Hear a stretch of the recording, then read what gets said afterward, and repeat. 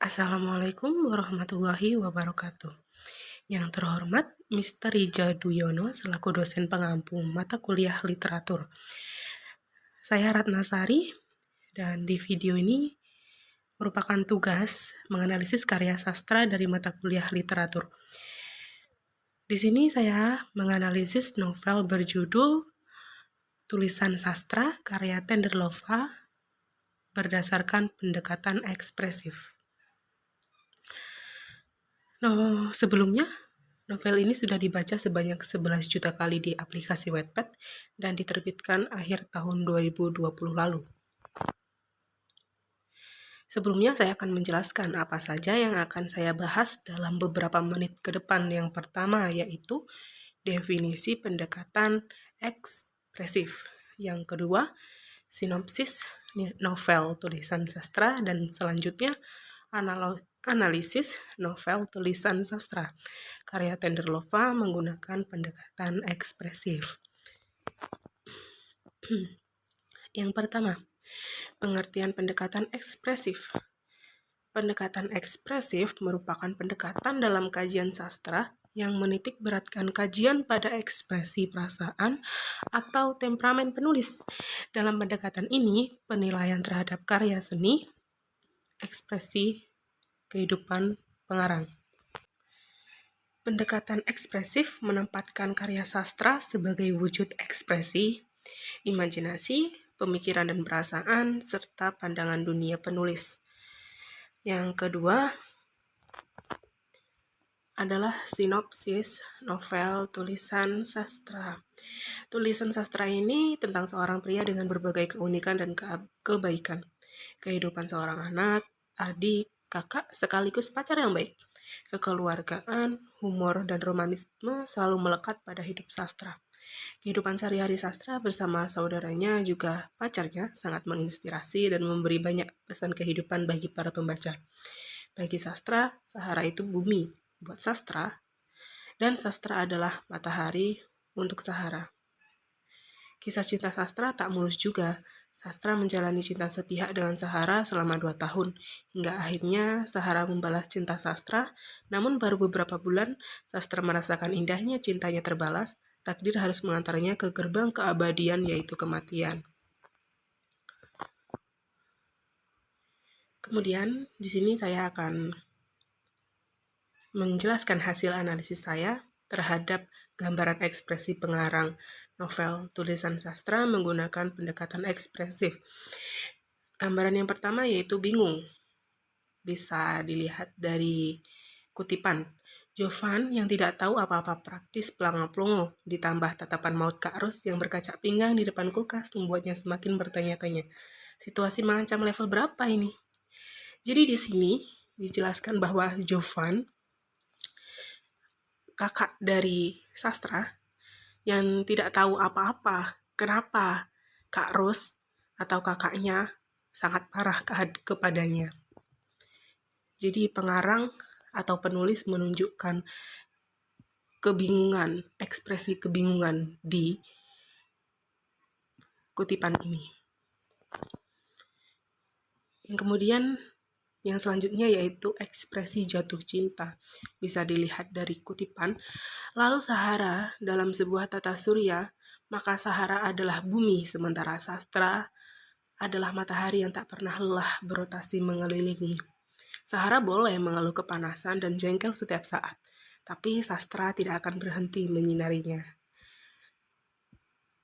Ekspresi jatuh cinta ini digambarkan oleh penulis terhadap sifat bucinnya sastra terhadap Sahara. Meskipun Sahara sering tidak menganggap sastra itu ada atau hanya mengabaikan keberadaan sastra. Tapi apapun yang dilakukan Sahara, sastra tetap mencintai Sahara karena sastra yakin suatu saat Sahara pasti akan mencintainya. Dan Sahara akan tetap membutuhkan sastra apapun keadaannya. Kemudian ada ekspresi sedih. Dilihat dari kutipan. Kini gitar kayu itu sudah dalam pelukannya. Sastra tidak suka galau, apalagi di suatu pagi yang mendung begini. tapi dadanya terlanjur dialiri rasa sesak yang terus mendera. Rasa sedih ini terungkap di dalam bait atau kutipan, dadanya yang terlanjur dialiri rasa sesak dan terus mendera. Bisa dilihat betapa sakitnya sastra dalam scene ini atau adegan ini ketika dia sudah sangat putus asa dan berakhir dengan memeluk gitarnya.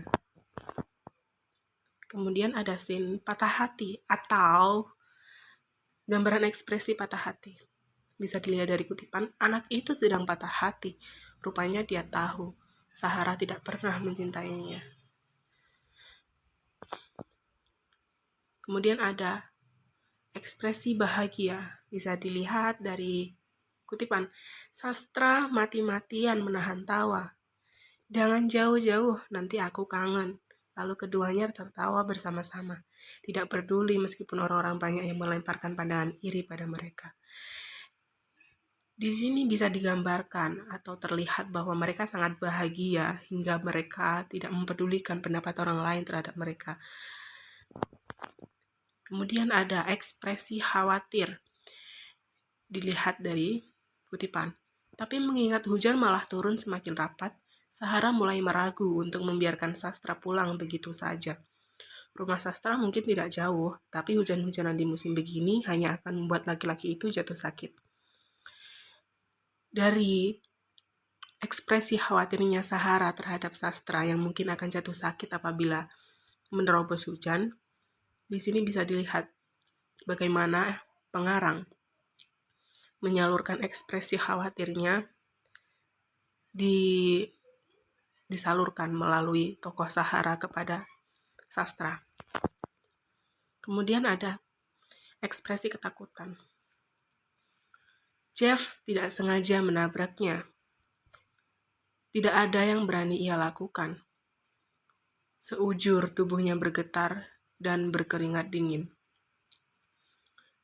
Di kutipan ini terlihat bahwa Jeffrey atau tokoh lawan dari sastra atau saingannya sastra sangat ketakutan ketika dia mendapati sastra adalah korban tabraknya. Saking takutnya, dia tidak berani melakukan apapun. Dan di sini terlihat bahwa penulis sangat menggambarkan betapa ketakutannya seorang Jeff atau Jeffrey. Kemudian ada ekspresi menyesal. Di kutipan, Sahara membisu, tiba-tiba dadanya nyeri. Bukan karena sastra telah melukainya, tapi Sahara sadar sudah berapa banyak ia telah melukai laki-laki itu. Ekspresi menyesal ini dilihat dari kata, Sahara sadar sudah berapa banyak ia telah melukai laki-laki itu. Dia menyesal telah melukai laki-laki itu dan baru menyadari